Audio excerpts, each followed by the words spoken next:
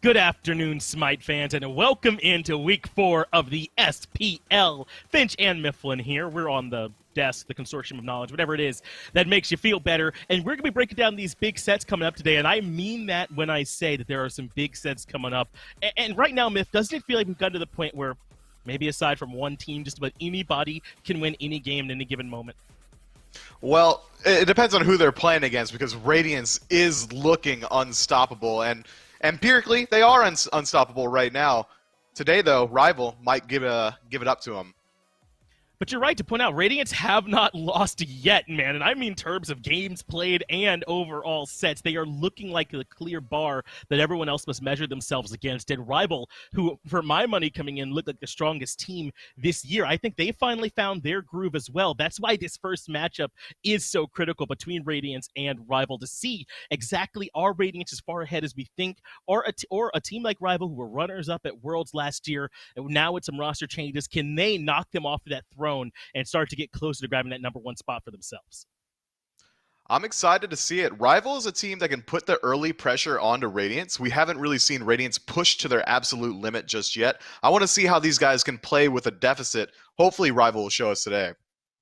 Yeah, the only thing I could think of where they were pushed to their absolute limit was that base race, where maybe 200 Titan HP came between them and a loss to PK. But other than that, it has been largely smooth sailing for this Radiance roster. And it's no surprise, right? I mean, maybe a little bit because super teams don't always do well, but this roster is stacked up to the brim with talent, man. I mean, I think that everyone on this team, except maybe Tingz, you could make the argument for just being the best player in that role in the world. You certainly could. Every time I look at the roster, I think that it's just some fan super draft, like I was scrolling through Reddit or something. But no, that exists. There's really Benji adapting Aror and Cyclone just roaming as a squad, and Tingz, as you said, who's had a fantastic year so far. I don't think we can take it away from him. Not at all. That's not what I'm trying to do at all. I 100% agree. Tingz has really stepped up, I think, and elevated his play alongside a lot of these strong guys. But I think the piece on this team that's hard not to focus in on is adapting, right? Because there's been sort of this arc to his career where there was all this talk about him being the best player in the world, then maybe a little bit of regression in Season 6. But it looks like, to me, he's back in form here in Season 7, Mifflin. And you know how this is as a jungler yourself, even though I feel like your preferred role in your heart might be support, is that there can be this kind of ebbs and flows. There's a lot on your plate. You can't do everything by yourself. So obviously when adapting got some good help, he looks back at that top tier. And jungle is a role that really sees a lot of meta shifts. Sometimes you need that hyper carry out of the jungle. Sometimes it's really a facilitator jungle meta. I think adapting really strives and finds his head above ground when there is that need for a hyper carry, when he can play these Susanos, these Mercuries. Once Alquang used to be in meta, that's when adapting's at his best and he becomes Adapt King. Right now, that's Susano right. Looking pretty good. Adapting's going to look pretty good whenever he could play some of those hyper carry picks. And you're right, man. Adapting, I think we saw towards the end of Season 6 that he was doing this much more kind of like wait-and-see kind of play style where he would hang out on the fringe of team fights waiting for his moment. But I feel like this year he's been more active. He's been involved. And I'm wondering if that's sort of like an active decision from them in the squad to maybe play through this guy. So we had a chance to sit down and talk a bit with Adapting to hear some of his thoughts. Here's that interview. Well, we are here with Adapting, the jungler for Radiance. And Adapting, I mean, this team was, I feel like there were a couple people questioning it because super teams have happened in the past and maybe not been quite so successful. But Radiance has been meshing well. Everything's going well. You're winning your games. So how do you and how does the team feel right now? I think we all feel great. You know, obviously, we're still working on stuff, trying to get better and improve. But I think we're very happy with where we're at right now and, you know, hoping to just keep building on that. It's scary to think of the #1 team right now looking to improve. If you can only get better, I think everyone needs to be scared. And that kind of is a good point to transition into last year. Last year, Rival were kind of dominating. They were a monster of a team. And right now, they've been trying to kind of relocate themselves, right? Try and figure out where they are with some of the swaps they've had. But this last week, they looked a lot better. So how exactly do you feel about going up against them today in this matchup? Well, obviously, like everyone we go up into, you know, we treat everyone with a lot of respect, and I think we have a pretty good idea of, you know, how Rival likes to play, and so we're gonna just try and see if we can play around that to our advantage. It's actually fun because, you know, one of the things we've been seeing out of Rival and out of Radiance is how important the jungle has been, actually just across the SPL. And Sam just now got World's MVP. You've got 2 rings that you get to wear around as well. So how do you think this matchup is going to work in the jungle? How much is the control in the jungle going to affect this game? And how much is specifically Sam maybe going to give you some trouble? Well, I think it'll come down a lot to picks and bans, and then Sam's very like gank heavy. So as long as I try and keep track of what he's doing, it shouldn't be too much of a problem. But he's a good jungler, so maybe he'll do something spicy. You never know. You never know. It sounds like you are prepared. It sounds like the team is ready to go as well. So good luck in the games that you're going to be bringing through later. Thank you for your time. Thank you very much. And this is what has me so excited for this Radiance team. If when you heard Adapting say it at the beginning that they're happy with their results, but they still know that there's a good amount of stuff to clean up. I don't even think this team's in its final form yet. They're hungry to improve. That's a scary thought to think about. It seems like they're so far ahead that I don't want them getting any better. I need this league to be highly competitive, and Radiance are looking so powerful. I think Gore was wise to bring up Sam for Soccer on the side of Rival, one of the few junglers that is going to be able to challenge Adept King for that top spot, and he's been doing fantastic this year. They have very similar god pools as well, so it's going to be exciting to see how P's and B's roll out. Yeah, I'm excited to see how Sam is going to do in this matchup up against Adapting in particular, because I feel like there have been some times where maybe he hasn't quite found that same rhythm when they were first starting out, but now Rivals started to get more and more into a groove, I feel like, kind of as things have gone. And I really think Twig has gotten into more of a groove as well. I was initially worried at the start of this year that there were some growing pains that looked like they're for him, but I think what I assumed were growing pains are just playstyle. Twig wants to be aggressive, and he's found ways, I think, to make that work better for the team these last couple of weeks. I think I saw on Twitter a direct quote from Twig is, "I'll stop jumping in when they remove the damage from jumps." So we're going to see plenty of aggressive play from him. And it's been working out for the most part, except when it doesn't. He just kind of goes into mode every now and then with those Raijin jumps. But that aggression, that level-headedness, that willingness to get involved in the early is very exciting out of the mid lane. Yeah, every clip we've seen with Twig in it so far, he's dashing it, and I love it. And it's working for this roster. We gave him a hard time initially. That's why I'm making a big deal out of it, is because Twig stuck to his guns with it, and it's absolutely been working for them. And I think you have to give this rival team credit for adjusting around him, or having him adjust to what it is that they were doing, and getting to this point now where they're looking like a stronger unit. And I don't know if we give quite enough credit to sort of the person who's helping orchestrate all this at the top level, but Coach Slaney for this team really is an active participant in this, Myth. I don't know what your coaches have been like in your experience, but having a helpful coach like Slaney must be a big deal for this roster. I mean, I've been coached by Slaney a little bit in the past, especially when I was in the SML for a bit. He is a drill sergeant. He'll sit you down, let you know everything you did wrong, maybe bring up one thing that you did right so you don't get too in your own head, and then he'll go back to letting you know how bad you are. And it really does help you improve. He gives you actionable feedback, and that's exactly what you need from a coach. You're right. Someone that you can trust providing that guidance is pretty big. So speaking of Slaney, he's the one that we had a chance to hear a little bit from earlier on with Rival in terms of their interviews. Let's see what Slaney was thinking. All right, well, we're here with Slaney, the coach for Team Rival. And before we even get into the matchup against Radiance later today, I want to talk about, I guess, a couple of things. One specifically is Rival kind of coming into this split in this year, made some swaps and things have been going. So I just want to know how the prep has been these last few weeks. What has been like Rival's, daily routine to get everything to, the best it can be?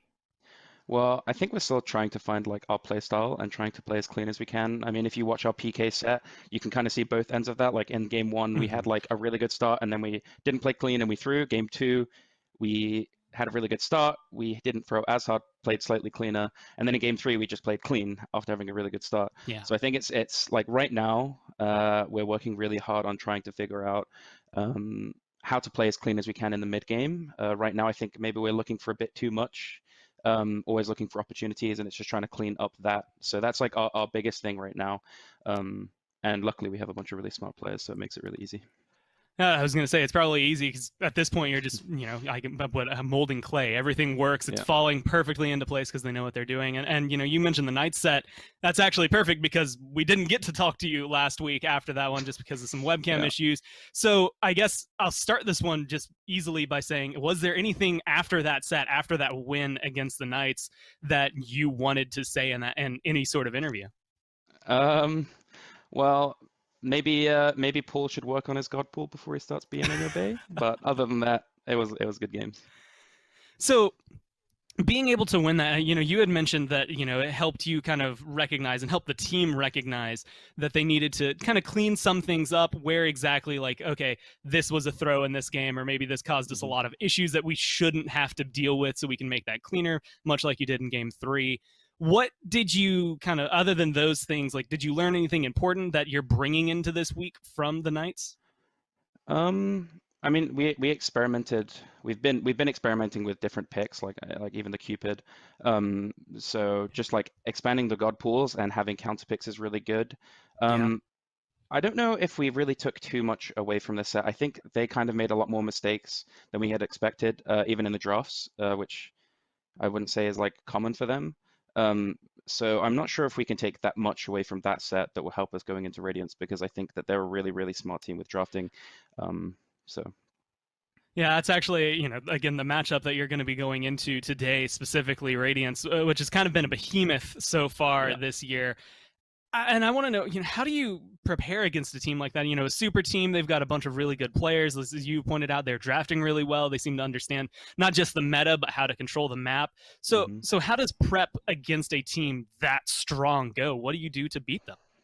Well, even though they're really good at basically everything, they're just, an incredibly strong team. Like, they're probably the first super team that's actually been like living up to standards.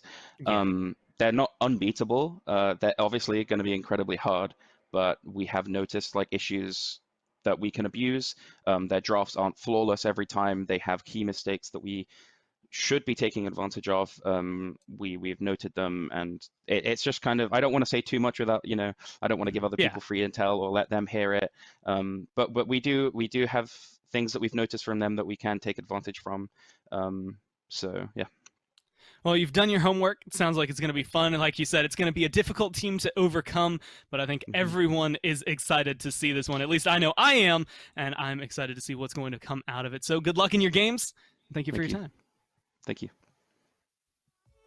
Well, that's exactly what you want to hear from your coach, right? Understands the challenge that they're going up against, but does seem to have a game plan in some areas that they can exploit to try and take down this really strong Radiance team. And I'm with Gore on this one, Mifflin. I just expect this to be a really good set. I'm very excited for this one. Radiance, the current best team and rival, who were the team I had listed as the best team coming in. A lot of people, if they had said to me, yeah, I've just noticed a lot of issues Radiance needs to work on, a lot of things we can exploit, I think they were just blowing smoke. But when Slaney said it, for some reason, I felt that in my gut that he meant it, and I believe him. So I'm really excited to see how Rival's going to play around it. He brings up the drafts in particular. I want to see maybe if Rival has something special cooked up for Radiance. Yeah, I wonder if maybe trying to limit some of that early aggression for Aror could be part of that. He's been playing things like the Hercules, the Horus, that allows him to be active early on in the game. Perhaps trying to limit his god pool could be an area they could go. Another thing is that Tingz has gotten to play the Raijin in like almost every game, hasn't he? I wonder if taking that away could be something of value. I think you're absolutely right, Miff, that I trust that when Slaney says that there's something he wants to exploit in these drafts, that we'll see it. I'm excited to see it as well. Taking away the Raijin, I'm not sure that that's exactly where I would go with the draft. I mean, limiting out Auror's Hercules is nothing new. I think every team that looks at Auror says, maybe we don't give him Hercules. I'm not trying to get Driving Strike and First Blood. I don't know what to tell you. He does. He does keep getting it.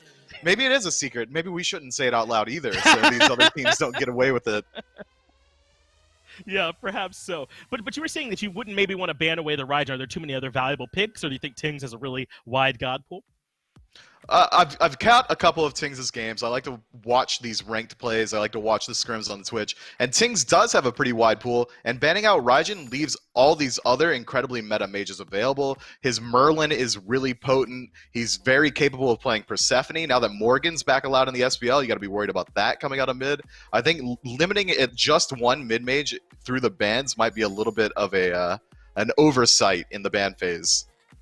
Maybe not something worth that heavy investment. So far in these bans, though, things look pretty standard. Ullr has really risen up these last couple of weeks along that heavy penetration build, ability-focused build, I think is the best way to call that. The Thor's been really strong, too. Take that away. Adapting's been playing that for just about as long as Smite's been out, so you don't want to have to deal with that in his hands. Meanwhile, Radiance banning away the Odin, the Kamazatsu, the Ho Yi, so maybe nothing particularly to try and impact over there on the side of Rival either. These all look really standard. So far, bog standard. The first pick is what I want to see. If Rival does first pick the Mage, that really indicates to me that they're looking to play around that 3v3 mid lane area, try and win out in the early game and see if they can offset Radiance's really good mid game, where that's where they really establish their leads in most of their matches. So I expect we see some early aggression out of Rival's comp, maybe just to counteract some of that early aggression that Radiance can bring through Aurora. It's going to be exciting. Well, I think, Myth, this might be an example of what you were talking about when it comes to banning away Raijin, right? It's like you ban away Raijin, and that means that Radiance now can get the premium mage that's left over in Merlin. Now, obviously, you still think about something like Persephone that's still out there as well, but, I mean, in terms of your objective shred and being strong in multiple phases of the game, Merlin is about as good as it gets. But Rival, not wanting for that Hercules to potentially end up in Radiance's hands, they snatch that in response. Yeah, as you said, maybe they have it on their research. Aurora not going to get the Hercules this time, as well as backing up Hercules with a more passive Hunter and Hajimon. That's interesting. Makes me think that maybe this Hercules is going to be looking to rotate on a lane very early on, Sure. or even we see some of that early invade meta come back to fruition through Rival. This Hajimon is, for my money, the second safest Hunter pick in the game, right behind Jing Wei. I'm not sure that many people would argue with me on that fact, that CC immunity on the ultimate, the mobility, having an additional dash. He's got so many ways to disengage, but that's not to say that he's bad on the front foot either. If he gets ahead, that ultimate becomes a fantastic chase down tool. That dash becomes a fantastic CC tool. Hachimon's a very versatile god. And I think we're doing a slight disservice to PBM as well. I mean, sure, there's the one side where we're taking the Hercules away from Aurora, but Mike's Hercules is pretty darn good in its own right, and I think that he was part of that real trifecta of early aggressive support last year in Neil, Aror, and also in PBM that I think really made that aggressive invade strat look so oppressive. So if you're going to give him something like the Hercules, I think it fits perfectly into his hands, and that means that Twig now, falling down to the Discordia, are you surprised at all we're seeing this over maybe some of those other mid-lane options, or is Discordia where you go when Raijin and Merlin are gone? I'm a huge fan of Discordia post-buff. That ultimate speed is going to be incredibly impactful. Any sort of CC beforehand, Discordia might not have been able to follow up as easily, especially from a range. But now that any CC should instantly confirm the golden apple, which is going to be fantastic in the team fight. It really forces the enemy team to either separate or lose the majority of your health bars. I like Discordia a lot, but Persephone is so potent, so absolutely dominant in lane with her long-range poke, that I'm surprised we didn't see her come out instead. It's the Wheelish ban for Rival, and this makes sense. Radiance had sneakily gotten a couple of good, consistent knockups that could make that a Wheelish pick really strong, so Rival take that out. It's also something Adapting does like to play. Meanwhile, Radiance ban away the Susano. You already talked earlier about the other jungler potentially Adapting getting that Susano, but I think that Sam having it is just as scary, so this makes some sense for me to ban away, and the Unbots. Those are two picks that Sam has looked really good on so far this year, and they've been taken away. Now that these junglers are all banned, that's the majority of what is the comfort picks. I want to see where it goes now. We could see a Robin picked up. We could see Erlang Shen. We could see a lot of crazy things go through here. Osiris getting picked up by Rival makes sense to me. They want to continue their aggression. They've got the Hercules to push out two lanes, mid and the long lane. Now they have that Osiris who's going to have a very good matchup in a Jormungandr. Yorm, incredibly safe, going to have a hard time fighting into the Lord of the Afterlife. And this does give fineokay a tool that can be kind of a bully in lane and still make impactful rotations too. It's exactly what I like to put in Fine's hands if I can. But look at these hovers from Radiance. They're hovering both Set and the Mercury at this point. So they've clearly already got their Soul Laner with the Yorm, and then Yemoja the support, and Merlin going to be considered in the mid lane. So that means they're thinking about Set ADC. This was really popular back towards the tail end of Season 6 because it was such a bully in lane. Those hunters or mages couldn't fight into it. I wonder if that's what we're going to see here. Cyclone's no stranger to this pick. It's going to be absolutely insane. Hachimon's going to have a hard time in the early game. Around level 6 or 7, Set's going to be able to constantly force out that ultimate. And the second Hachimon's ult's down, he's got no capability to fight into it. This is an absolute bully. If this goes anything like Cyclone's ranked games that I've been watching, it's going to be pretty rough for PandaCat. Yeah, CycloneSpin, who is in the top 3 players that play Smite anywhere, giving him a hyper carry, like I said, is always a potentially scary prospect. So we'll see how Rival plan to do with that. They'll pair the Mercury with it, which is something that Adapting likes to play. So if this ends up for him in the jungle, that's not a big surprise to me. But now Rival hovering this Thanatos, which could potentially give them some big early presence, maybe even punish this set. It's also a fantastic tool for killing Jormungandr. You don't often have junglers that have just confirmed executes if Jormungandr falls low at all. If Thanatos goes in the air, it's going to have that channel period for World Serpent that's going to make him very vulnerable to the seeking death. Thanatos is really good in a Merlin as well. That's a low mobility mid laner. It's going to be easy to chase down. I like this pick. He's done it before. Let's see if he can do it again. So now with these 2 drafts coming in, I don't know, man. We had some really lengthy games yesterday going 45, 53 minutes. I don't know about this one. This feels like there's going to be some hands thrown right away here, Mifflin. Game number 1 and possibly our biggest set yet. I'm handing it down to Dulce. Radiance versus Rival, I guess versus 1 matchup here, Aggro, and one we've been anticipating for weeks is what could be the first, I mean, I'm not going to call it real test towards Radiance, but maybe the biggest test that Radiance will face first. And neither team pulling punches here. You look at Aror, PBM, what they've been able to do in these games, both top 5 in the league when it comes to assists in the Guardian role. But then CycloneSpin picks up the set ADC, throws a wrench into the mix. It's something a little bit different, but I love it because this is a pick that I was really high on last year, where it was just Hunter v Hunter all the time, 1v1. And so it's a little bit different now when you've got these supports with you, but Yemoja opens you up to be so aggressive. And Hercules, and really the whole draft that Rival has, is pretty peel light. They don't have a lot of great peel that's easy to land. I mean, Set has all this movement speed. He's going to be able to stick on you pretty easily. If Driving Strike misses or PBM's on your backline where he's likely to be on a pick like this, then that's not going to really be there to peel. Osiris, incredibly CC light. How is he going to really peel you? A silence from Thanatos isn't really going to do enough. And so PandaCat on this Hachimon, you heard Mifflin talk about how safe it is on the desk, and he's right. This is a typically very safe pick. But against something like Kingslayer, that horse doesn't really give you that much benefit. You don't get that huge boost of movement speed that takes you away from everybody else, because Kingslayer and the Sandstorm teleport basically close that gap alone. I love this idea from Cyclone. I'm just a little bit worried if they fall behind. I don't think this composition recovers particularly well. From ahead, it pushes a lead great. This peel is not really existent there for Rival, and the dive is great from Radiance.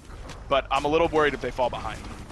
I have to admit, I still am curious, and one thing they brought up on the desk, and I kind of want to springboard off that conversation, is where maybe expectations are now for Aror and PBM, because you look at these 2 guys and their rotation-heavy supports that love to move around the map, help find first blood. Sam may be looking for a gank into the solo lane here, but Benji is privy to this fact, and I assume will play plenty safe. But you look at a Hercules and a Yemoja, does that kind of yell early rotation out of lane, maybe around that level 5 mark? They kind of just give kill pressure wherever they go, so they don't necessarily have to rotate. They can provide kill pressure here in lane, but I would expect that Aurora is going to try and match where PBM goes, because Hercules brings kill pressure not just by his damage, which is very high, but mostly by his displacement, by moving you so far away from safety that it's very difficult for you to survive. And so Yemoja with those Riptides can actually be a huge help in that regard. You can provide a portal that'll knock you back towards your team, and that might be the difference maker in keeping some of these backliners alive. And you can see what PBM, at least at the moment, is looking to do. Aurora moved in to try to take away that purple buff. Oh, it's the perfect body block. No way, that's going to be first blood in this matchup. I can't believe it. PandaCat, PBM, they pin Aurora into the corner and steal away first blood. I don't think Aror had his 3 leveled because he didn't use it right there. That might have knocked him out of range and pushed PBM with him.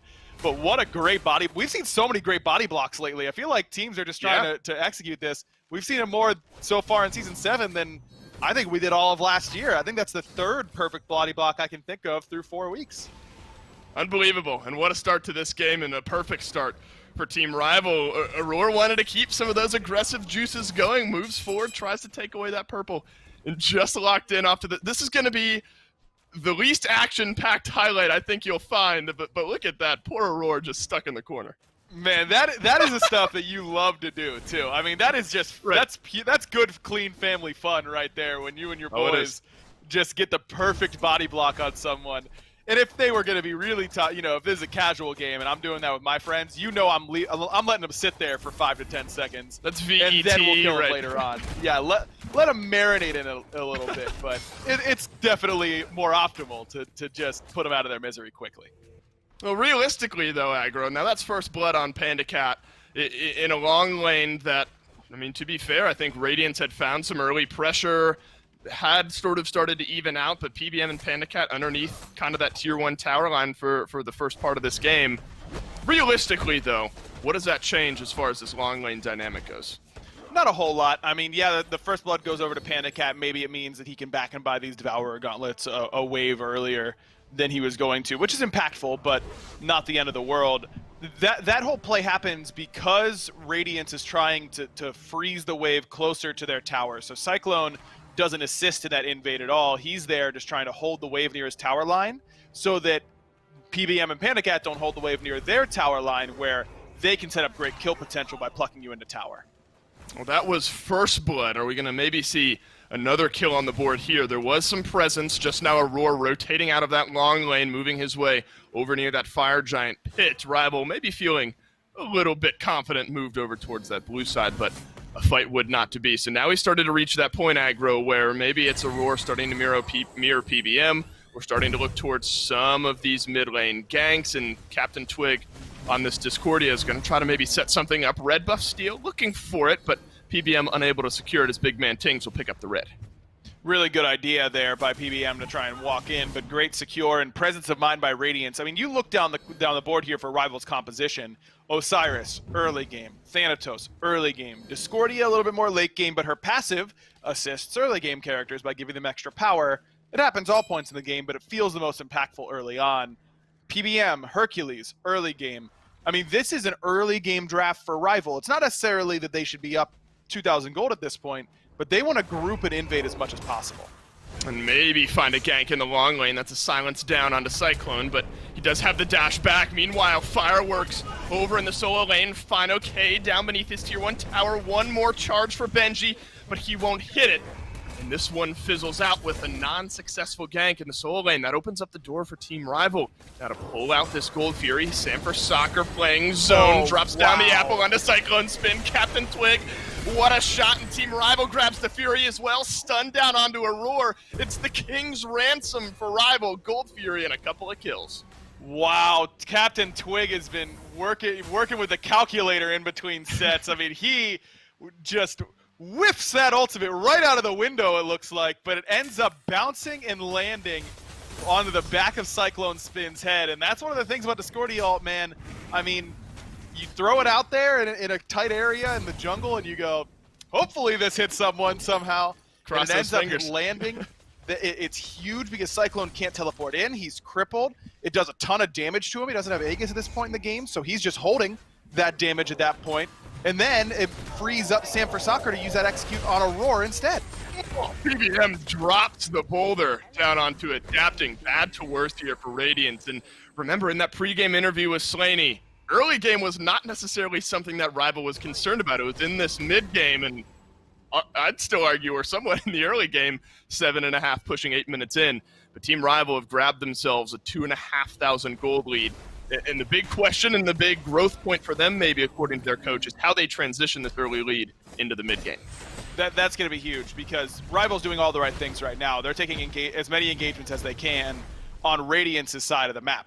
That's the whole idea. That was a great body block, by the way, from Sanford Soccer to catch that special delivery and hold Adapting in place to make sure that PBM could close the gap in time for the Driving Strike and Excavate combo. But Rival is just putting pressure on Radiance, and that's what this draft is designed to do. But whenever Radiance groups up as 5, who's going to be, is CaptainTwig and is PandaCat going to be able to survive whenever this dive happens? And you were curious, maybe, you know, Radiance starting to scale a little bit later, maybe to the counterpoint that Rival is sort of in that early game. CycloneSpin obviously not shying away from engagements with PandaCat, despite being 2 levels behind, so while that early kill didn't mean much at the moment, might get worse here though. PandaCat looking for a little bit of damage. Sam4Soccer finally grabs a kill in this game, will take to the skies, but Adapting will make his way beneath the tier 1 tower, and I think that's all she wrote for this one. But it's PandaCat adding his second kill. That blink silence, I think, caught Adapting right before he fired off that ultimate. It ended up making sure that it canceled it out, because I'm wondering, what's he waiting for so long? I mean, Cyclone knows that he's going to get aggressed on by stepping up that far, and baits in PandaCat perfectly, but the bait that he thought he had was actually just a counter bait for what Rival had, which was Sam4Soccer coming in the wings that entire time, and setting CycloneSpin behind is exactly what you want to do against this type of thing. Oh, PBM still feeling aggressive. We even dropped down the boulder. Adapting uses his ultimate this time, as maybe caught out the team rival support, but PBM will shrug it off. Looks for the knockback, but won't find it. So there was an answer there from Adapting. PBM obviously still feeling aggressive, but no kills as a result. Still, though, all these engagements aggro on the Radiant side of the map. And that's right where Rival wants them. And that's what I'm talking about when I say this composition doesn't recover particularly well. Set is a god that wants to snowball his lane. He wants to get ahead and just be able to teleport onto you without having to worry about how much damage you're going to do to him, because he's going to out-DPS you basically every single time when it's ahead. So whenever you fall behind, now PandaCat is on this god in Hachiman that pushes leads well. You can't get far enough away from him because of that mounted archery. And now you've got a semi-global ultimate and Hovering Death that's also very difficult to get away from. So Cyclone really cannot afford to play up in this lane at all. And that's why this massive level lead is developing for PandaCat, is because he's just holding waves. Could be return gank from PBM, but at least plenty mobile enough as CycloneSpin to get out of it this time. And that gold lead has just grown, Ag. Remember, it's about 2,000 a few moments ago, grown closer to 3.5 now. Bit of a collapse from Radiance, though. 4 members moving over to the team rival side of the jungle, just hugging this Fury Pit. But good, deep ward coverage from team rival. It sniffs it out early. Maybe you lose the Oracles. Team rival making the most of all of this map pressure they've gained, keeping PandaCat safe in a lane that you point out is going to be pretty high pressure, as maybe Sam4Soccer makes his way over to the solo lane. Benji does have the World Serpent, and that's all she wrote for this one. But I don't know if Rival thought that ultimate would be down at this point, or if they're just always willing to trade Lord of the Afterlife for the World Serpent and just use fineokay's ultimate to pressure out Benji. But that means that Benji's rotation into this Gold Fury fight is going to be far, far weaker. Yorm really relies on that ultimate. It's big that Osiris doesn't have his either, but I'd much rather trade that Osiris ult for that World Serpent. Plus, I believe Lord of the Afterlife is just a shorter base cooldown anyways, so you're winning. PBM is going to learn the hard way that Yemoja has some good CC lock, and it's even the River's Rebuke use from Aror here. So you look at maybe a fight starting to brew around this Fire Giant pit. No World Serpent, no River's Rebuke.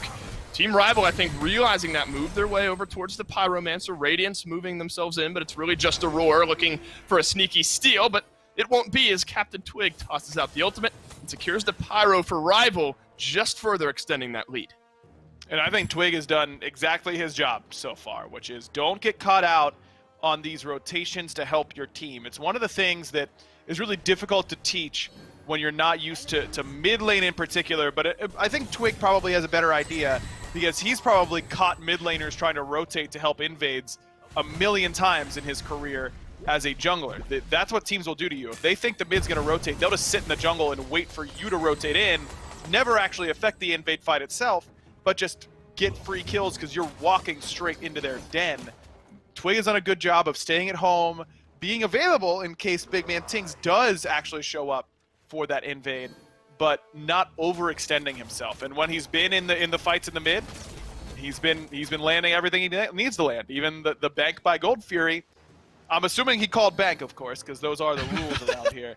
Right, holds up 3 fingers in the air as he shoots it from his computer, right? Yeah, exactly. Like shoves them in the holster. There have been a million 3-point celebrations, and I love them all. I'm all about those. They're all great, but it's such a great conversation around Twig, and we're only a few games into this split. This will be team rival in both Radiance's 5th game, and the growth we've already seen from him in this mid lane, already obviously starting to feel more comfortable, making a real big contribution to rival. And kind of in the early bit of this split, I think everyone was sort of thinking, all right, Twig, like obviously there's going to be some growing pains. Just don't feed, and we'll be happy. And now he's really starting to pivot to a point where he's making a meaningful contribution. Primal Fury pulled out, though, by Team Rival. Stanford Soccer will float up above just to maybe get some vision, and instead jumps down onto BigManTingz, who's stunned, has to use both the actives and the flicker, but PBM is there with the driving strike to confirm the kill. It's a mirror of what we saw earlier. It's Fury and a kill for Team Rival. And Sam is just making plays happen on the Thanatos right now. He's hit a big power spike with that Hydra's Lament. That adds a ton of damage to the combo, and Tingz actually has great timing there to flicker away from the Soul Reap. That's not an easy ability to avoid from that sort of range, and it just doesn't matter when PBM has the blink ready to go. Sam has been all over the map so far, man. 5 out of the 6 kills have had his stamp on.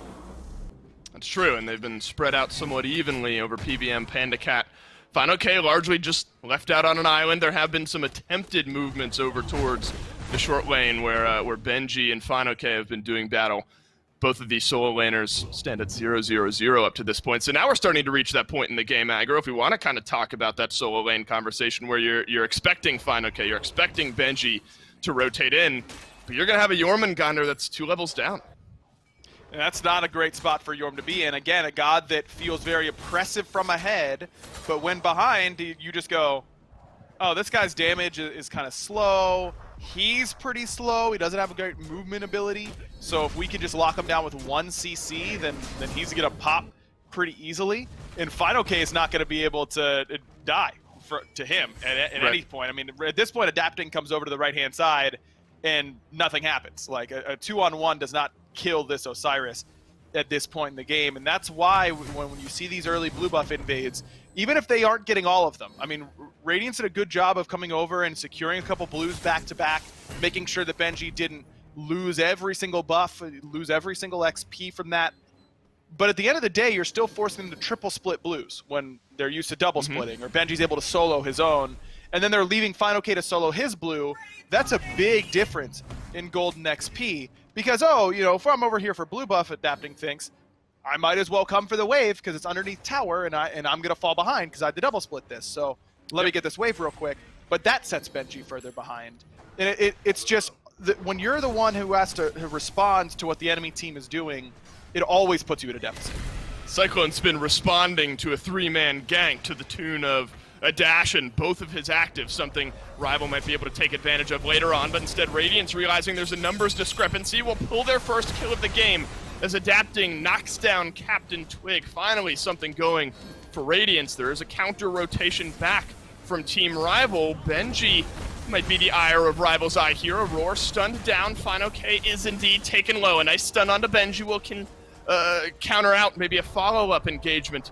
Jormungandr will take beneath the ground, and Team Radiance are able to get out with a kill. And that's the exact opposite of the conversation I was having earlier, where it's your job as a mid laner, when your jungler says, hey, I'm ganking duo, your job oftentimes is to sit under tower and not get killed by their gank that they're going to try and force on you. That time, CaptainTwig steps up, and maybe it's because of fineokay's pathing. He takes pretty aggressive pathing towards the mid lane, so he's trying to follow up and make sure that maybe I can hit a 2-man strife over this wall, make sure that Fine doesn't get killed, but all it does is really open the door for Aror to blink in, drop that River's Rebuke. Adapting has a good Sonic Boom to close the gap, and then he's going to be in trouble. And there are a couple blinks, or rather just one from PBM, looking for BigManTingz in the middle lane. And I suppose if you're Radiance and you're looking for a good person to get that kill on, it's Adapting, who now has that Rage stacking, and just a little bit of stacking thanks to that 1 kill. But still at full strength. I mean, this is the important thing to look at. Once Rival go back to full strength and they group, I don't think Radiance are in a point where Tier 1 tower is really worth trying to defend at this point. It still seems like Rival completely in control, maybe looking towards a Fury here in about a minute, and CycloneSpin obviously playing a little bit of extra safe underneath that tier 2. Man, it's just, with this sort of lead, I mean, you're down 6K at 18 minutes, and this is kind of what Rival likes to do to their opposition, and I think that it's such a good strategy to have, because it's the old Mike Tyson. I mean, everyone has a strategy until you get punched in the mouth. Rival's the team that does the majority of the early punching. There are other teams in the league that like to try and snowball early leads. I mean, look, everyone wants to snowball an early lead, but not as many teams draft specifically for it like Rival do, and that's why Slaney is always talking about how do we transition leads into the mid to late game. It's because they are drafting to get leads early on, so that's going to be an extra big factor anytime Rival is playing. And I think that Radiance has been not given the opportunity. They've earned a lot of late game victories, and their ability late game has been very impressive. I think it's very natural for Rival to look at a lot of their games and go, well, what if we just don't let them get there? These are an important next 5 to 10 minutes. It's going to be Fury as PolarBearMike ends up dropping as the sacrificial lamb there for Team Rival. So third Fury of the game over to Rival, second kill of the game to Radiance. This time it's Aror who picks that one up. But everyone for Radiance, at least in the assist column now at this point. But I think this is an interesting point in the game. I talk about next 5 to 10 minutes being so important really for both teams.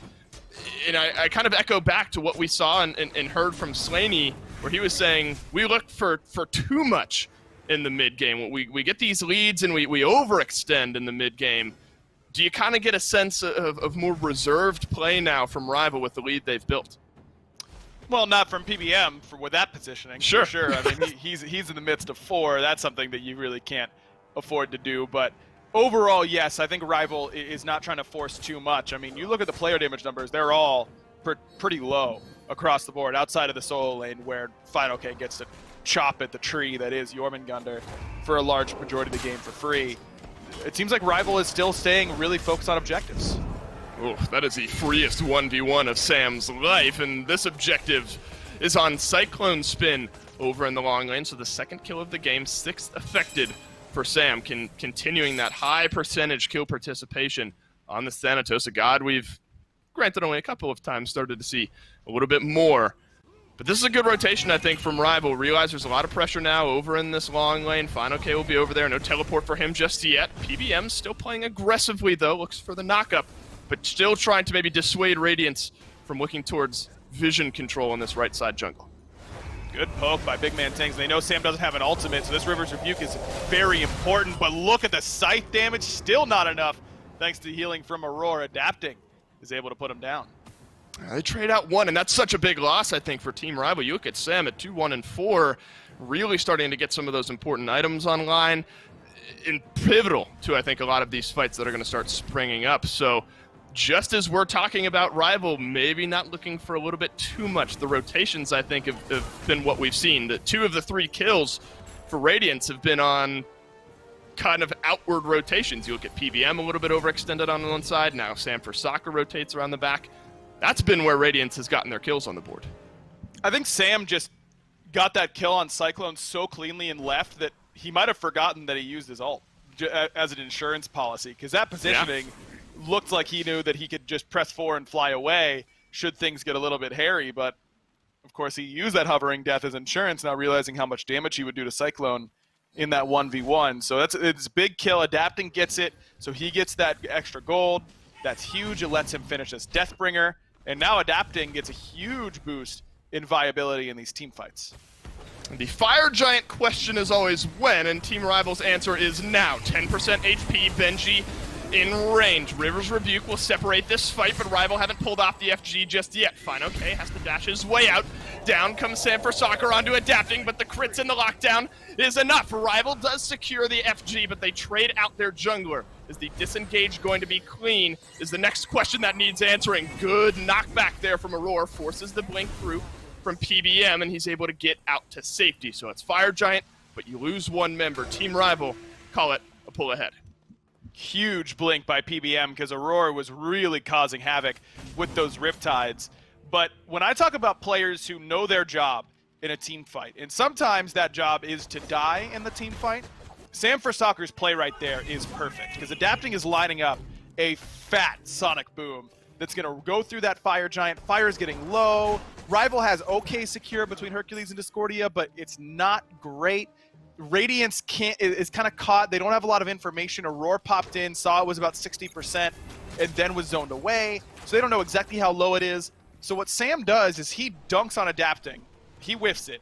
But what it does really is change adapting's mind. Instead of going into Fire Giant, he charges headlong into the closest wall, trying to hit Sam for soccer. And the fact that he misses the ultimate doesn't really matter, because then he knows Sam doesn't have beads. That he thinks, okay, this is a free kill. We got to kill this guy, or else he's going to really ruin our team fight.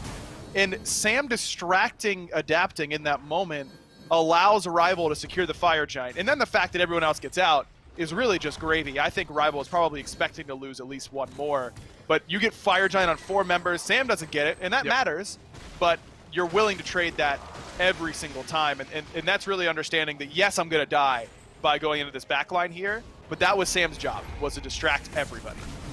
The most recent trade here might be Tier 2 for Tier 2. The backs have been stopped by a couple members of Team Rival. Sam for Soccer will leap up and then crash down out of the range of damage. But fineokay is doing nothing maybe but delaying. The numbers advantage for Team Rival kind of mitigated now in the mid lane. It will be a Tier 2 for nothing so far. Benji a bit caught out, has the World Serpent. But a good play from Rival there to find themselves an advantage. Benji's going to have to use this ultimate here. No chance he survives without it, but Rival has claimed their 4th Fury of the game, and all 4 so far through 24 minutes have gone their way. Good idea here by Benji to try and TP, but canceled out by the Lord of the Afterlife. That CC is going to be good enough. When you're low even a little bit, man, and this Thanatos is able to pop that too, you just can't run away from him, even with something like the World Serpent. That's huge, Aggro. That's now a 50-second death timer down to 45 as we've spoken for Team Rival, who will still have that Fire Giant buff for another minute and 15 seconds. So it's Tier 2 mid lane tower where Rival will rotate their way on over. Sam for Soccer moving in just behind. Not backing just yet are members of Radiance. Maybe completing this Tier 1 tower first, but realizing Aror and BigManTingz may be in some trouble. The rest of Radiance will make their way back to base. Sam for Soccer into the ultimate, looking, and he finds Aror. Stuns down on 1, but remember, a couple ultimates are down. Really, only CycloneSpin has his, but he's found a kill with the CaptainTwig drops. So does the mid lane Phoenix, but a killing spree for PandaCat re-engages here for Team Rival. A massive fight for Radiance to defend in their base, but Rival, they'll think twice, take the Phoenix, and head on out. I don't know what bursted Twig so much. Maybe it was that Made You Look with a Deathbringer crit from adapting, but he died without using a single relic. And Twig, truthfully, I know a lot of the fighting has happened around the side lanes here for Rival, and I think that that is a fair explanation for the low player damage in the early game, but at this point, you cannot have less than 4k damage in the mid lane. Twig is at 6 items now. He is full build and can triple that damage in one team fight by just having an average one. So that's something that is a little bit surprising with how the way this game has gone for Rival, but it really speaks to how effective everybody else has been on this team. I mean, PandaCat keeps his eye on the prize, doesn't dive for kills or anything like that, knows that his job as the mid laner is, or as the ADC, is just to kill the Phoenix in that spot. Auto attacks that are hit on frontliners or anybody else are wasted in Phoenix sieges. They have got to be on the objective, and PandaCat knows that and finds it. It really is amazing how my caster's curse has kind of come to the forefront over the last couple of days. Time and time again yesterday with Hindu, I talked about CaptainTwig being a real contributor early in this game and started to slow down a little bit moving into this late game. Nice double stun and knockback there, both in the same ability for PBM, and a River's Rebuke will separate the fight once more. Aror very defensive with these so far this game. BigManTingz and Aegis won't save your life this time. Ripping through comes the Sonic Boom from adapting. Aggro, this is a massive fight. PBM, though, finds the second for Rival, but 2 for Radiance will answer back. Still a little bit split, and that's a good stagger in the mid onto Benji. PBM catching a few of those crits. No World Serpent for the Jormungandr, and CaptainTwig will have the damage to finally put him down. Nice beads there, or a nice immunity from Aror to get out. But it's 3 versus 2. Rival may be feeling confident to look at this Titan. Adapting no relics, so he's going to be able to do a lot of damage here, but cannot afford to get CC'd if they want to defend this Titan. Well, they have the third man in the Titan. If you're Radiance, Aror is very low here. Titan swinging away for enough damage. They haven't killed the Yemoja just yet. Made you look, it connects, and adapting will go in, but PandaCat shuts him down. The Titan moving its way towards half health. Aror needs to defend. 1 second on the BigManTingz respawn timer. Look at how low the team rival health bars are, and they seem to agree with me. Realizing that Merlin is back, they will disengage, and they won't try to end the game just yet. Adapting and doesn't get any kills, but he does his job. He puts enough mental pressure on Rival that they have to pay attention to exactly where he is. We can't use too many buttons on the Titan, because if we leave ourselves without cooldowns, then Adapting's going to be able to come in and clean us all up. So even though they kill him, and yes, Adapting doesn't get any kills, he gets both relics from from CaptainTwig, which is huge, because there's potential for a Fire Giant fight here. And knowing that Discordia has no relics means that she's a pretty free dive for CycloneSpin or for Adapting. And you keep your Titan alive, which is obviously the whole objective. So not a bad defense at all by Radiance. They do have to be worried, though, because Sam for Soccer could legitimately just split push this Titan down. Yep. He's going to keep these waves pushed in mid. That's usually the jungler's job because they have the most mobility most of the time. Sam can easily just ult from mid lane after pushing a fire wave. Wouldn't be surprised to see him just start walking down the mid lane with this fire wave and forcing Radiance to make a call. We've really started to see PandaCat as well come alive in some of these fights. As you'd expect from a now late game Hachiban, he's unstrapped the boots and put a Titan's Bane into his backpack. So Benji will be feeling those auto attacks just a little bit more. The Fire Giant is certainly going to be the next target here for Team Rival. Aror catches the apple, so that's an early ultimate used here by CaptainTwig. Sam for Soccer looking for the dunk down, and Aror is immediately executed. Big play from Sam for Soccer. Thorns popped by fineokay, and that might be the advantage that Team Rival need. Man, so Aror was looking like he was at 6 Flags or something. That was the longest water slide I've ever seen. He bounces his way from Fire Giant all the way down towards the Phoenix, but Sam's still able to catch up to him thanks to some slows from fineokay, that little bit of extra anti-heal to make sure that he couldn't just toss out healing waters and be back to above that execute threshold right at the wrong time.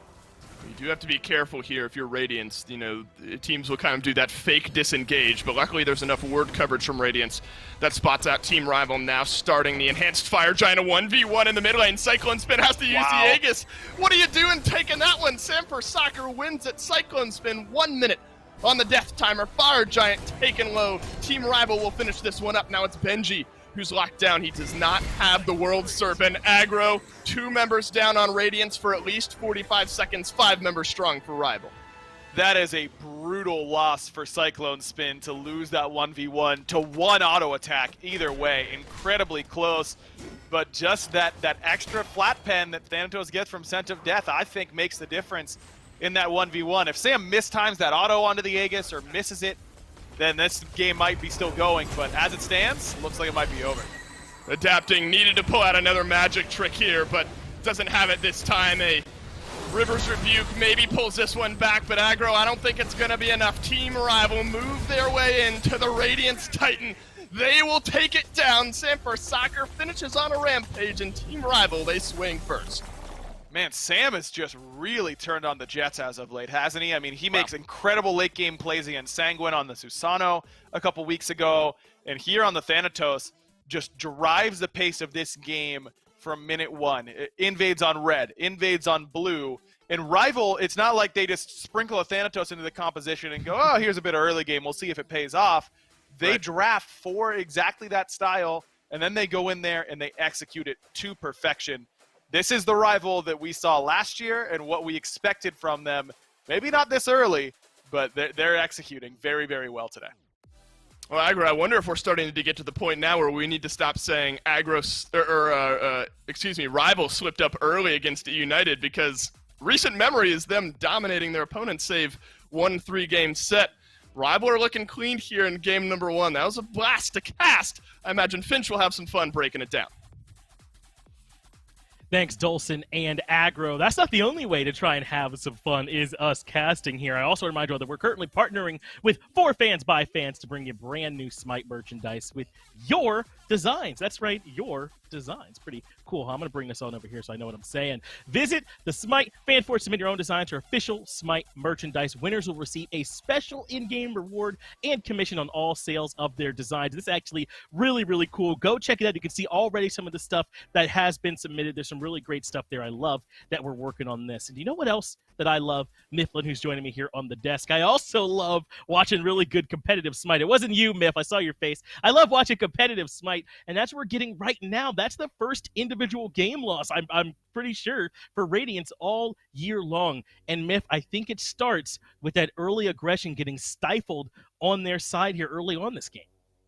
Aror losing out on that first blood means that Cyclone really can't do what he was meant to do on that set, which is bully out Hachiman. Afterward, all the aggression from Sam on the map means that the Hercules has to rotate out a lane, maybe opens up some more opportunity for that set to pop off, but instead he just continually wins. Sam puts out pressure in the long lane, again stopping that set from really doing what it needs to do in the early, which is bully and ADC. So then we saw Cyclone kind of just struggle for the majority of that match until the mid game, and even then he wasn't able to dive the backline.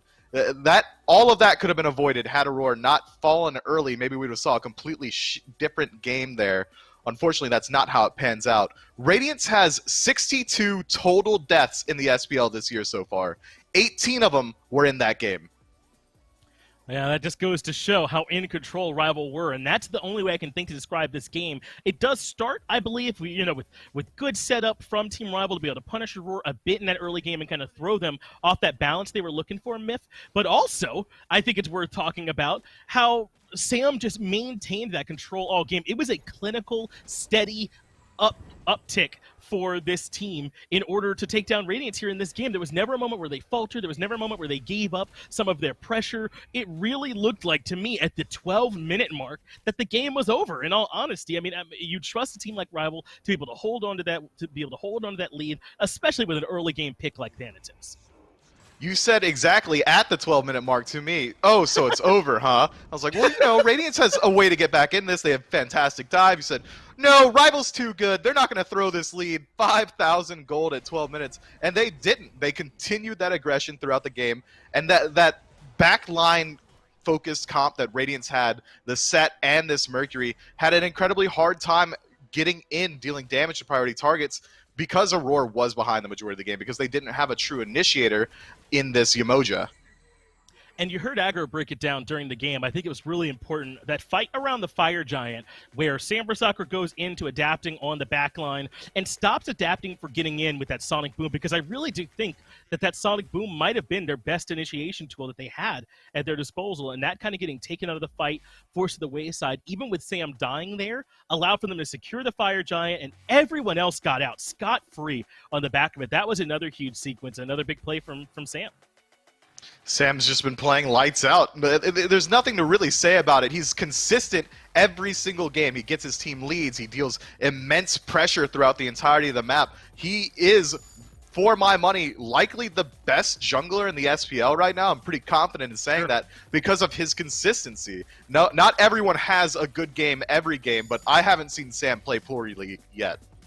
No, Sam's not going to cost your team a game, right? That's the way that I always like to look at it. So we're in the picks and bans now for game number 2. Rival electing to ban away the Thor, Radiance ban away the Camazotz. And I think it's worth talking about how those picks and bans went for game 1, Mifflin. Remember, they chose to take the Merlin, first pick overall, did Radiance, after banning away the Raijin.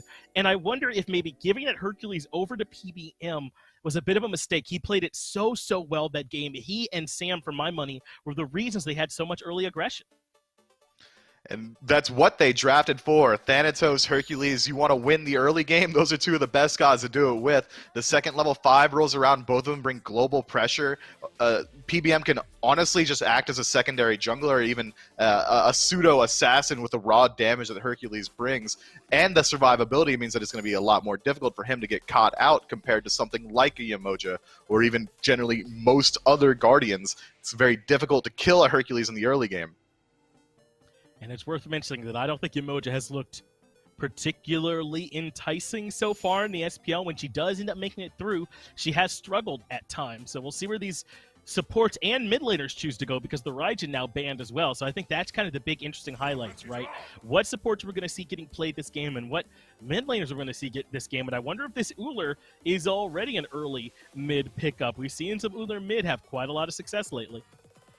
Ullr mid brings a ton of pressure. Not many gods are able to trade into him. He's able to just about kill anyone once he gets that Transcendence and Crusher down. The new build fundamentally turns him into a late game mage with just the raw CDR and penetration that makes him a real sniper. I like the pickup as well because it is a flex pick. Rival saw that early game aggression is how you could take down Radiance last game. Ullr's going to bring that in spades.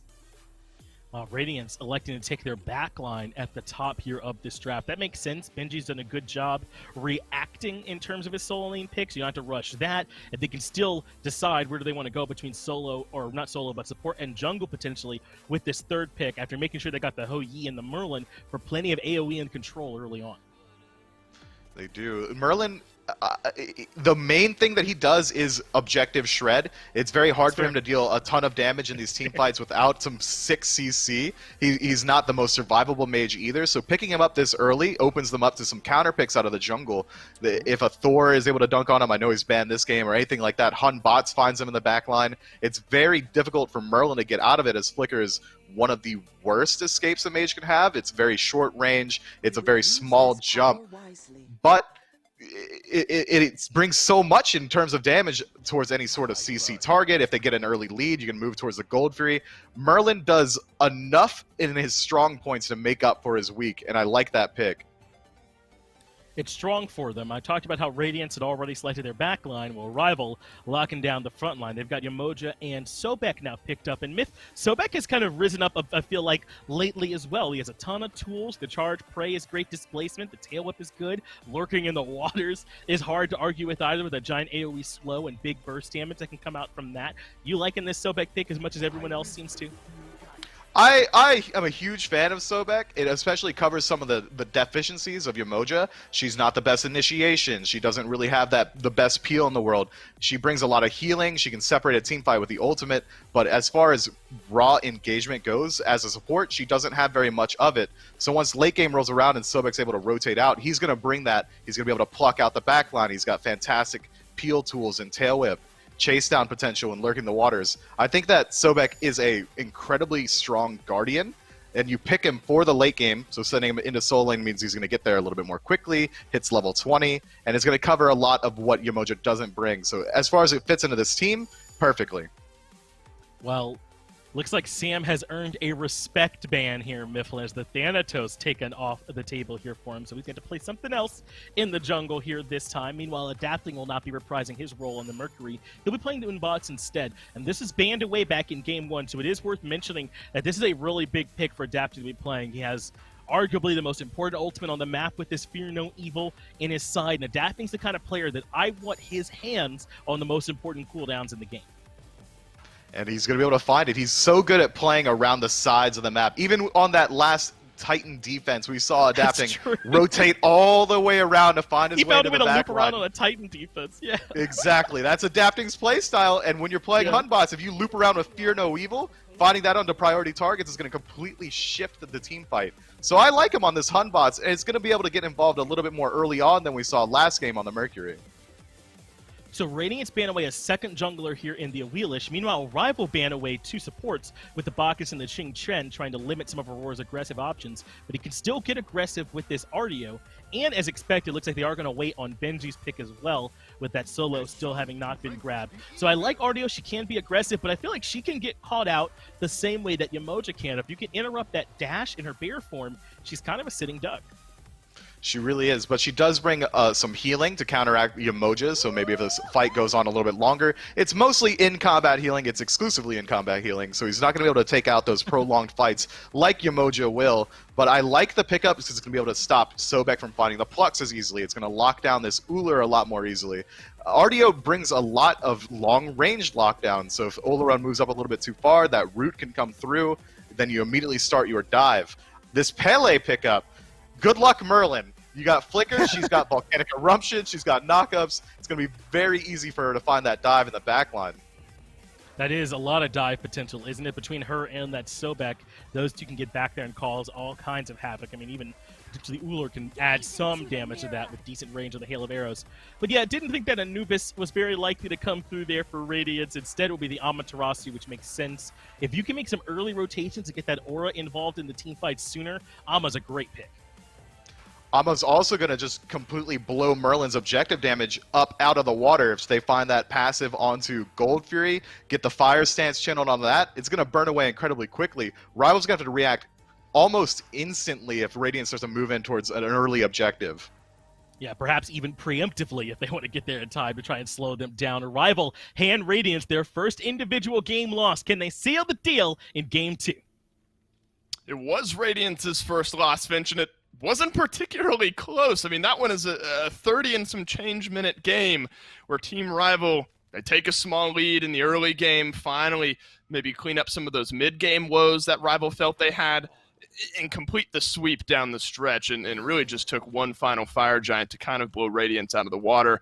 The question now is, though, Aggro, with what we've seen from Rival, so much early game success, I mean, Ullr obviously has some good early game lockdown with a Yemoja in lane. I mean, you have the kill pressure, but you're going to be waiting on that Olorun to scale, Pele, Sobek a little bit as well. Do you like the path that Rival have gone here?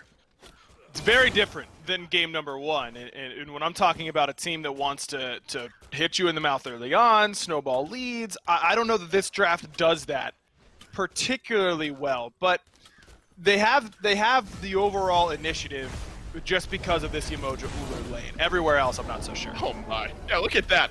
That's what you can expect, Aror, time and time again, and actually maybe result in a purple buff here. Rival's duo lane not opting to go towards their own purple buff. Aror moving in range here, might try to take it away, but reset in, so a small win there from Radiance. But I think that is a microscope on what we can maybe expect from an Ullr and a Yemoja paired together.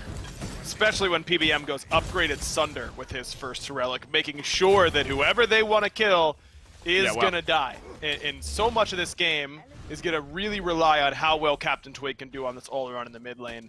Look, last game, he picked Discordia. He contributed by way of just giving someone a passive. Didn't have to do a whole lot that time around. He's going to have to do a lot more this time. His ultimates are going to be very impactful. And look at the picks that they've surrounded this Olorun with. Knockups galore. I mean, Olorun is so potent when he can put you in that sanctified field and use consecration to knock you up and insta-kill you before you hit the ground. And that's a little bitty knockup. It's not a super big one. And you still feel like you fly forever. Compare that to a Sobek pluck, how long you're going to be in midair. A Riptide push, and a Volcanic Eruption. I mean, those are all going to last so long. So this front line is going to have to be able to play around this Olorun, and that's why I love this Benji selection of Amaterasu. You needed something in this slot that can stick on top of this Olorun without worrying too much about Sanctified Field. Dazzling Offensive is good. I'm a little bit worried it might not be enough, though. I feel like Rival might have had a really, really good setup for this Olorun here. And, you know, maybe CaptainTwig realizing the extent of his weight in this game is hitting some good ultimates, which, to be fair, is not automatic on an Olorun. They will have some good outside setup thanks to the River's Rebuke as well. Aror stunned down. See you later, says PBM. First blood, still in the long lane, still for Team Rival, and still sub 3 minutes. Aror steps up and goes, wait a minute, I can't be up this far against Ullr Yemoja, and tries to hit the gas pedal and turn around and dash away. But as soon as PandaCat lands that axe, it's night-night for Aror, because that upgraded Sunder is coming through, and the CC chain stun after that is going to be landing. This is a pick in Artio that I think is very smart up against Yemoja, and I think that Radiance, better than any other team in the league, has looked prepared and ready to beat Yemoja against PK. Neil Ma got it and was just completely neutralized in that matchup. I don't know if it's going to work now, though. Sam is back for the counter gank and a beautiful portal back from PBM. Aror can't get out. No way. Sam for soccer on the return gank to the long lane. That's 2 kills in 3.5 minutes for Team Rival. Yeah, a bit of a miscue there, I think, from Aror. The first time, that's great positioning. The second time, Aror just tries to juke a little bit too much and puts his pinky toe back in the water, and it immediately yanks him back towards the rest of Team Rival. I was saying that this draft doesn't push in the early game at quite the same pace, but yeah, it's only around Ullr Yemoja. Well, right. Around Ullr Yemoja, they've pushed the pace pretty effectively here. 2 kills in 4 minutes. That is brutal for Aror. I mean, you think of now First Blood in Game 1 and First Blood in Game 2, but the way that the second death happened, kind of these body blocky, can't escape from the moment type deaths, back-to-back games for Aror, and it's brutal. And now especially that Sam for Soccer has been able to rotate around. You talk about the impact that Sam had on game number 1, spreading out that effectiveness all over the map. You know, it's one thing if you kind of have that advantage shoehorned in the long lane, you just hope PBM and PandaCat don't rotate out, but now that Sam even has a kill on his belt, Sam has a small gold and XP advantage, things are going to get worse depending on where he chooses to rotate. It certainly can, but Adapting's done a good job of staying just in farm mode, and that's your job as a jungler in these moments, is just to know that duo lane right now, there's no point in adapting ganking duo.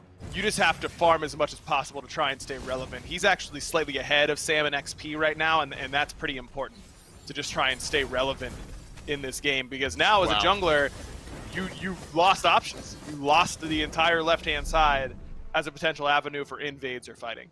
This is brutal. Lost a third of your potential. This is brutal. It's a vice grip on the game 5.5 minutes in already from Team Rival. I don't think Radiance has successfully taken a purple buff. Now the red buff getting taken away as well. Team Rival has pushed a small advantage and made it a little bit bigger, and I think that's kind of the sneaky thing to look at, and another purple buff being looked at by PandaCat and Sam, and it might just have to be a steal from CycloneSpin, but instead the Sunbreaker will just maybe poke away some damage. There's help from Adapting, but Team Rival are just going to pull ahead ever so slightly more. And Adapting makes the right call there. There's no way he can try and engage that fight. Even with PandaCat's jump being down, Aror is level 4. Now, it isn't as important for him to hit at level 5 as a stance switcher, so he's not getting a true ultimate there. But just base stats alone, Aror is worth so much less in these team fights than what PBM is going to do, who's actually gone for the lifesteal boost, which I like quite a bit. I mean, if you're already ahead, you're going Sunder, he's got solo kill potential on someone like Cyclone right now. I think that he might be able to just straight up 1v1 this OE. Well, PandaCat might get his chance to do so with CycloneSpin caught out without a minion wave. But we have reached that point in the game where these Guardians, the support players, start to rotate out of the long lane. And this is the point maybe in game 1 where it became back-breaking for Radiance. So that game went 30 minutes. You know, there were some picks here and there to keep Radiance in that game. It was when PBM started to rotate through, push that small lead from the long lane into other parts of the map where things became tough. And you can even see now, you look towards that middle lane, we wanted CaptainTwig to, you know, be safe and try to stay even and keep himself useful in a lot of these fights. He's got himself a 1-level lead over BigManTingz. And that's what you're looking for the Olorun, to get closer and closer towards that late game. Oh, remember, it was PBM who got picked because of an overextension in game number 1, and lots of ultimates will confirm a death for PBM here in the jungle. But Sam for Soccer, he's returned to the left side of the jungle to the tune of a double kill, and now maybe a Gold Fury for Team Rival. Agri, you talk all the time about maybe your job is just to die. Well, PBM, he baits 2 kills for Sam for Soccer. And the Gold Fury on top of that. And his job there is just get as much damage off as he can. He was in a bad position. Maybe Mike is going to come out and say, oh, you know, I knew that we were coming. That was good for minute 1. It's calculated. Probably still a little bit too far forward, but he gets all his damage off that he can. He lands the Sunder on the CycloneSpin. He drops the ultimate. He puts Cyclone to a sliver of HP, and that allows Sam to come in and clean up Cyclone quickly, and then still have enough gas left in the tank to kill Adapting after the fact. And with both of those members down, and the fact that they needed Sunbreaker, Fear No Evil, to use our movement abilities to catch up to him. I mean, they use everything in order to finally kill PBM. It makes Sam's job very easy.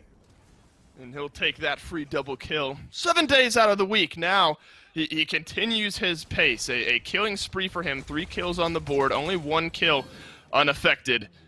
And you can almost sense the calls from Rival here. Hey, this long lane is so far behind. Sam, why don't you just hang out on this side of the jungle. But I think on the flip side of the coin, it's important to look at Radiance. We haven't seen a team really handle Radiance this heavily 8 minutes into the game twice in a row all season long. Radiance just has not been able to get anything going. Might be something here with a gank on a CaptainTwig, but he's able to use the beads to escape. But kind of back to that point, we've never seen Radiance fighting back from a spot like this. We don't know how they react to these big deficits except in game 1.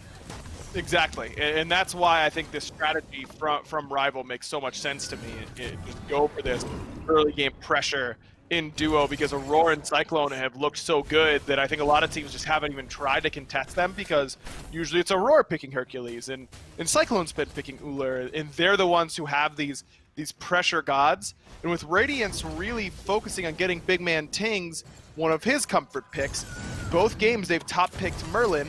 I think that is partially because Tingz is really strong on this pick, and partially because no one has really forced Twig to go outside of his comfort zone yet to see exactly what he has in his bag of tricks. So Radiance is trying to put Twig on something a little bit lower on the tier list at the same time.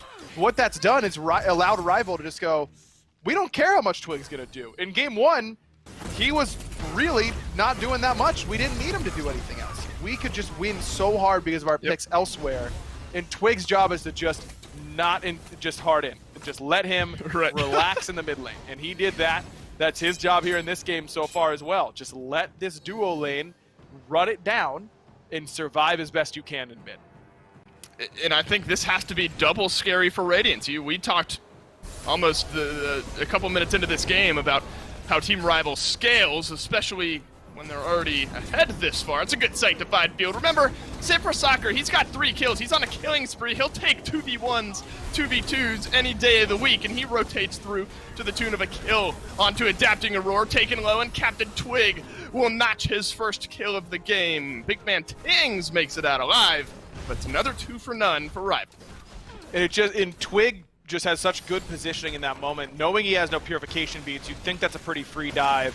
But he goes so far back underneath that tier 1, drops the ultimate, and gets enough damage off, and it just requires Radiance to use too much to try and get in there and get that kill. It makes it pretty easy for Sam to just come in and insta-kill Adapting, and then once he doesn't have to use any additional resources past the ultimate to kill Adapting, it leaves him open to chase down BigManTingz and nearly kill him too. And then, I bring up how you might need to be nervous here if you're Radiance. Maybe that grows now as Rival have taken the Pyromancer for themselves.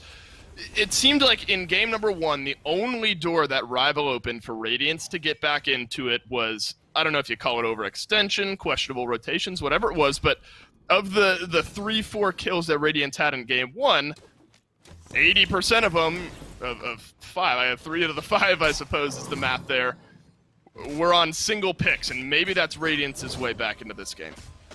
Could be. I mean, maybe if you start trying to find Sam on these rotations where he's coming in late to these team fights and blinking in, maybe if you are just keeping your head on a swivel, know exactly where he is, and can try and blow him up pretty quickly, that could work, because he's the one who has the biggest bounty on his head right now. It's either him or PandaCat, because they both have 2-level leads, but Sam on the killing spree is going to be worth more gold if you could knock him down. I mean, he just now got beads. He spent the entire first 11 levels without purification beads, and you've got Batz, you've got Amaterasu, you've got great lockdown. But because Radiance was so staggered, they were taken aback so much by what Rival was putting out on the map, they never got a chance to try and find those picks that should be pretty easy. Oh, and that's another good portal back onto Adapting, who has to drop the Fear No Evil and won't find anything for it. Looks like Benji maybe looks to get aggressive here, as PolarBearMike will toss the waves up to the side of this engagement, and they'll crash down onto no members of Radiance as the disengage is complete. But hey, wouldn't you guess it, the Fury has respawned, and Team Rival will make the 5-man rotation back. Now Gold Fury's looking ripe for the taking. Rival still has that Sanctified Field as well. It could be huge. fineokay does get pulled back by BigManTingz, and he is taken low. Aror will find the stun, and the Fury has been reset. Team Rival move in. BigManTingz taken low. SamForSoccer, 4 kills to his name. Will feel comfortable taking any of these fights. Sanctified Field from CaptainTwig, a bit off the mark, but it has slowed down Benji, who pops the Thorns just to extend his life a little bit. Now this is a 5v4 fight for Team Rival. Can the disengage come quick enough for Radiance? SamForSoccer answers my question with a double kill of his own as he improves to 6-0 in this game. This Pele is having herself a game. Man, Sam is just tearing it up. He good today. On gods that no one else is playing a whole lot either, by the way. Not a lot of people are playing Pele. No one else is playing Thanatos. And he's just running games on these picks. He's 6-0, top of the player damage charts. He has nearly he had over 2K gold in hand. I thought it was 2,700. It was 22, I think, that he had. That's still a ton of gold that he has to spend. He's getting close to that Erendite now. I mean, I don't know. Radiance now, you're not getting his beads, so it's going to be pretty hard to blow him up. Merlin is not a scary god to dive when he's this far behind. When he's ahead, that change stance really threatens you as an assassin. At this point, I don't think that's really the case. So Sam kind of has free reign right now in these team fights because Radiance does not have a whole lot of beads burning capability with this composition. Maybe Cyclone can bait it when Sam's diving him, but just feel like with the shifter shield on top, as Doug just highlighted, that gives him good protection. I don't know, man. Good luck against where Sam is right now, because there comes a point in a game like Smite where you've done what's done is done, and at this point, there's not a whole lot that you can do else besides just sit there and take hope and pray and right. Yeah, you hope that Sam misses a little bit, because that's about it. And that's something that we haven't seen a whole lot here recently. I imagine these are the types of games that are tough to break down because it's so linear, and this keeps happening over and over and over again. 7-0-1 goes Sam for soccer. fineokay has some support from the other 3 members of Team Rival who aren't soloing CycloneSpin over in the long lane, and it'll finally be Tier 1 tower on the right side of the map taken down by Team Rival. And you know, I see this rotation from adapting in BigManTingz, and I'm wondering if that's what you want to even go for with Sam for soccer. Aror locked down. PandaCat snags the 11th kill of the game here for Team Rival. It's a 4-man wrecking ball down the short lane. And when Mifflin's on the desk talking about Yemoja not having great initiation, so you pick this Sobek to enhance it, I think that's a great point that he makes, as Sam still has beads, so he's chilling, and he can turn and burn adapting if he really wants to. But it's just the single target CC is enhanced by the Sunder so well. Benji looking to maybe steal away FG, and he completes it. No way, that's maybe Radiance's way back into the game. He loses his life for it, but it's still 3 members left alive for Radiance as Aror had just been respawning. What a steal from Benji. Maybe gives a ray of hope for Radiance. The only ray of hope, but it's a big one, because this game is effectively over, Dave. We're talking about what we're having for dinner tonight if Rival get that Fire Giant. Oh, man. But without it, I mean, they're still in a commanding spot, but 3 of them have fire now. I think Benji might have stolen that. You can cancel your 2, you can shoot your 2, that reflective mirror, while channeling your Dazzling Offensive. And I don't think it was a Dazzling Offensive strike that got it. Yeah, he shot his 2 and stole it. What great timing by him. PandaCat just a hair early. And that's, I mean, if you're going Olorun, he brings so much to team fights, but not great secure. It's really up to PandaCat to secure that. You usually want to save your 3 as Ullr to do the 3-1 combo so they land at the same time. I think PCAT might have used it as just straight up DPS, but that's a narrow window, man, and you're not really crucifying PandaCat for missing Ullr secure on a Fire Giant. That's a pretty thin razor, and Benji just gets in there and makes the play.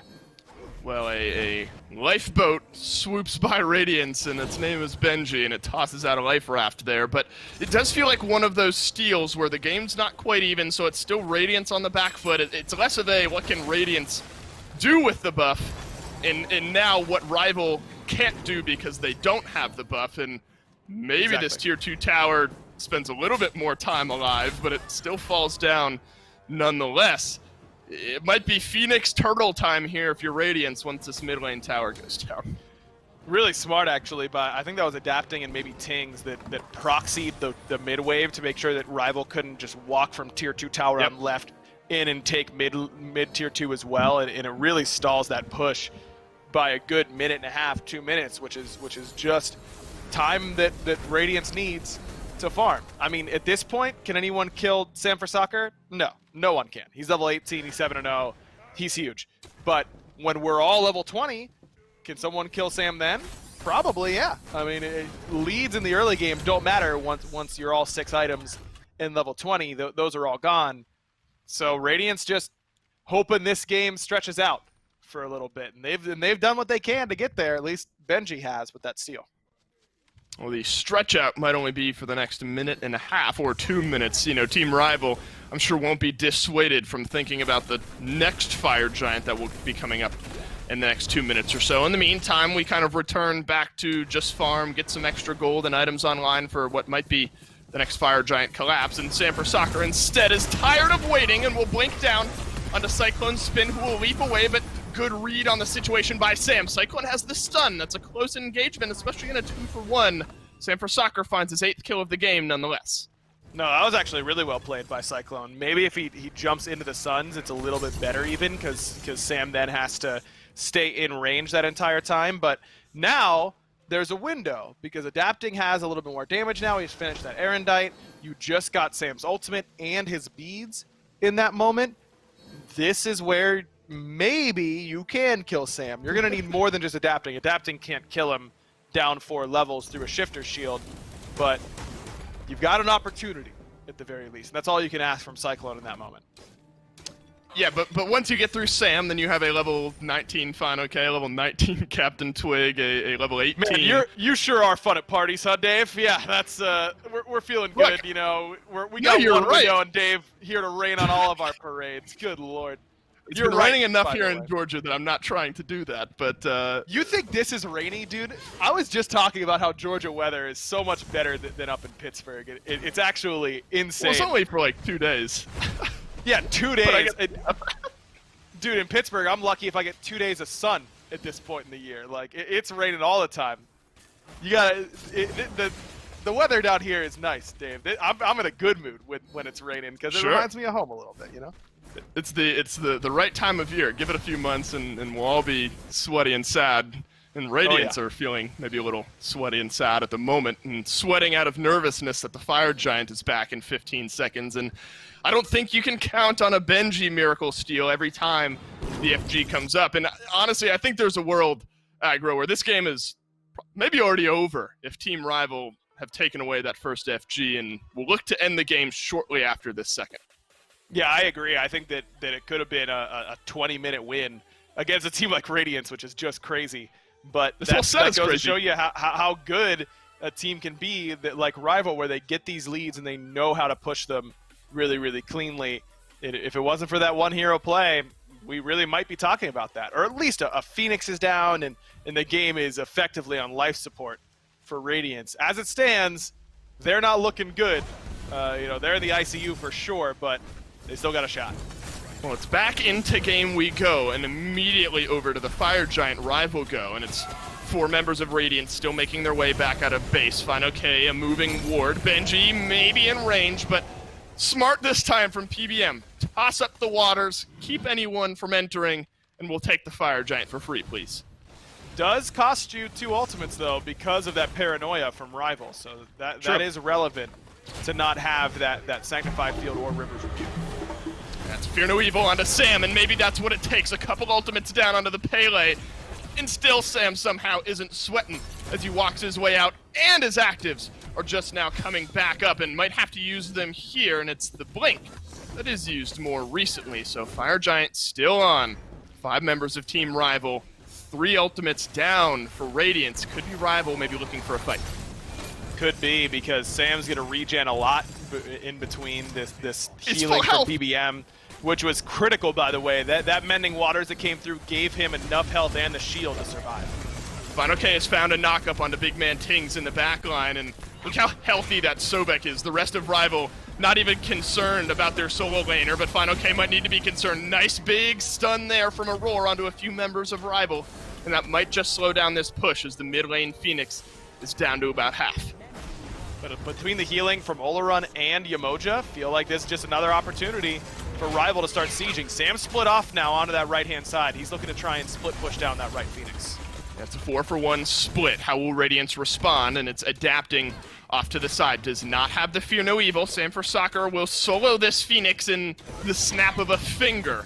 And that's what he has done here, as Radiance has actually sent a couple of members through. He solos the Phoenix, solos adapting. You gotta be kidding me. Sam4Soccer, put the team on your back. PandaCat knocks down Aror 23 minutes in, 2 Phoenixes down. Rival, they're on the doorstep of knocking down Radiance for the first time. Man, they aren't scared at all, too. Signified field right in. Sam trying to find his way in. Well, it might be the death breath here for Radiance. That's BigManTingz, who's knocked to the side. Rival have finally done it. Radiance not only lose their first game, but they lose their first set in aggro. Game 1 is 30 minutes. This one is like 23. Talk about a demolition from Rival. That just wasn't close. I mean, all the talk of the league before this, I was talking about this week in the SPL and how coming into this week, I don't think that you can make the argument that there was a better team in the SPL than Radiance. They'd beaten every team they'd gone up against. They'd been pretty convincing in just about every single one of those, save for one against PK. Now, I don't think that you can make the argument against Rival being the best team in the SPL. It's pretty crazy how things change, but when you're going to get blown out in 2 games like that, and Rival has been red hot since that one stumble out of the blocks. I mean, it's like Usain Bolt. He tripped and fixed his shoelace, and he's just blazed right past everyone else since then. Rival's been on a tear. Eyes on the prize here for Rival, now holding the tiebreaker pending Sanguine's game to round out our week here on Sunday for first place. So Rival move themselves up to the top with a massive win over Radiance here today. Aggro and I have talked about it enough. We'll go back to Finch and Myth to round out the set.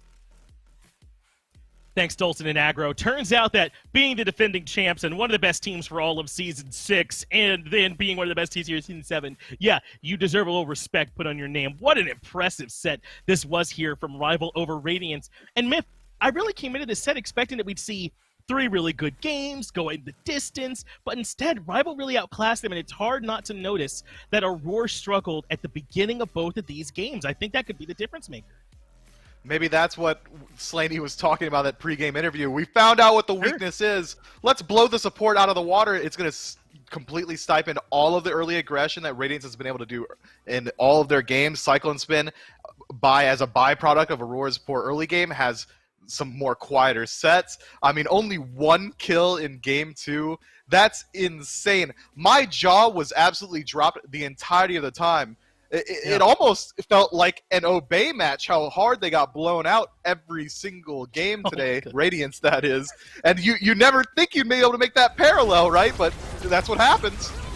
Yeah, there were a lot of differences between these squads before the day, but I guess we found a similarity between them in the way that this set ended up going. And this is so big for Rival, I think, going forward, because Sam for Soccer really stepped up into that carry role. I mean, we gave him the World Champion title at Worlds last year, and I think there was some hesitation, right, because a lot of people played well with that roster, and had he truly earned it? I think not only did he earn it then, but he's showing that he's still playing at that level now. Remember, they moved CaptainTwig out of the jungle so that Sam could be in that spot after the great year that Twig had last year, and that's because they saw this potential for Sam for Soccer here on this roster. I mean, really, in both the games, he was the key part of it, I would say. I think that PolarBearMike and PandaCat did a great job in laying up against Aror in Game 2. I don't want to take that away from them, but obviously Sam is the majority of the highlight reel for a reason, right? He had that kind of performance.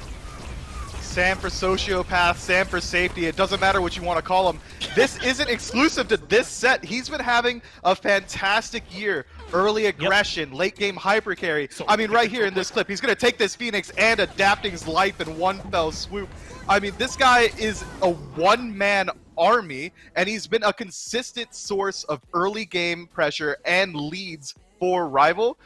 If any team's looking at this match, I think the one thing they need to identify is we can't let Sam do what he's been doing. Yeah, but it's also really hard. I mean, you can't ban away Thanatos Pele, right? You can't pick those for yourself to limit this man. He's a monster. He'll play whatever it is that he feels like, and he'll play it at a really high level. And look at the havoc that wreaks on the standings, right? Now, Radiance, Rival, Sanguine in a tie for the top spot. Right beneath them are Space Station Game. That's Raffer Squad. Then E United right behind them. This is what I meant with the parity that we're seeing in the SPL right now. It is so hard to know on any given week which team is on top, which team's going to win their sets. I mean, it's so close right now, Myth.